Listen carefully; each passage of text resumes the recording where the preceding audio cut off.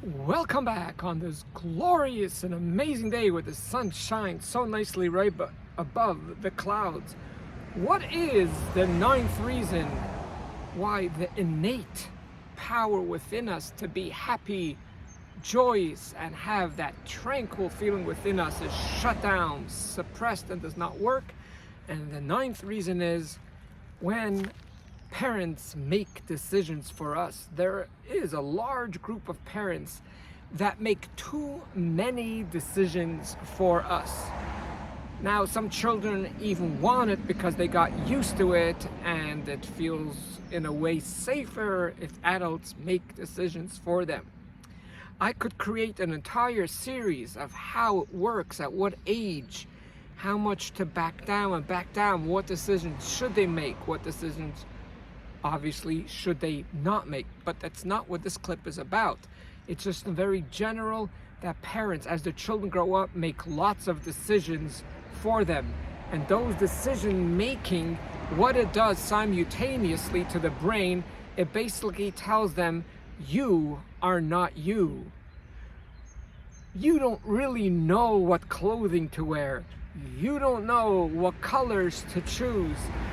You don't really know which friends to hang out with, which that's a separate topic for itself, because like attracts like. So the fact that your child likes a friend or friends that are not appropriate, I mean, that's where they are, but that's a topic for itself.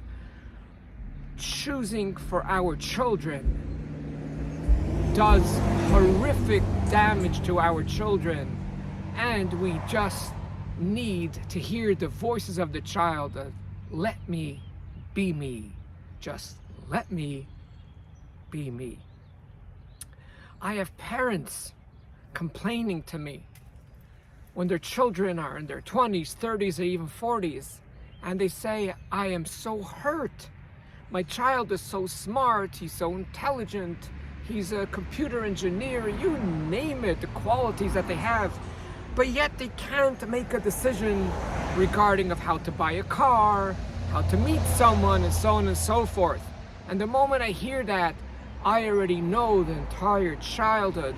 And if that adult child decides to reach out to me, right away I hear that fact is true.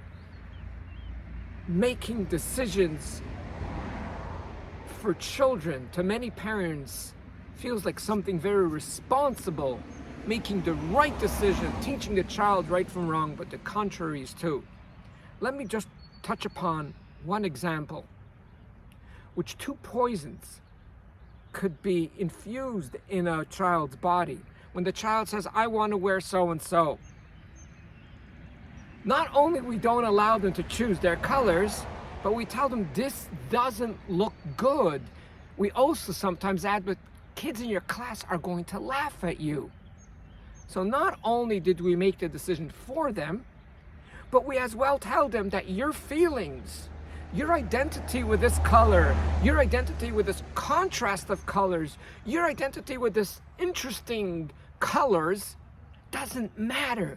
You don't matter. Let's shut you down, because look around you, what matters. What are people going to think about you?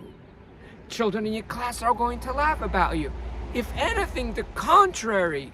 If your child wants to wear a green shirt with a pink pair of pants, I'm talking about dark green,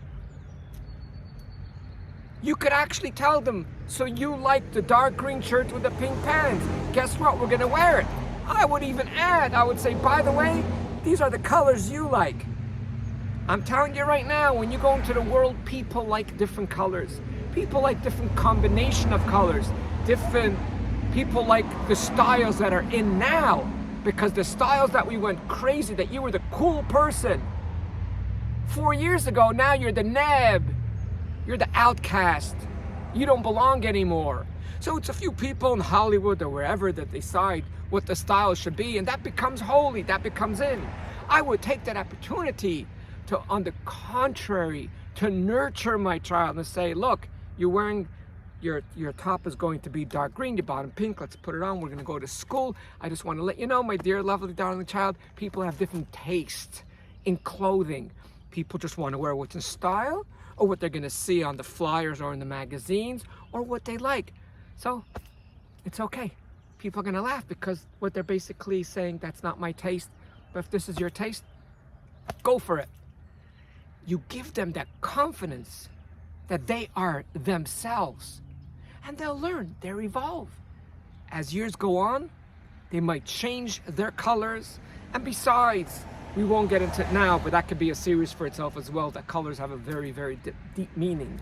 And it connects to a person's soul. It connects to a person's feeling, the way they feel now. So that dark green shirt and that pink pair of pants means a lot.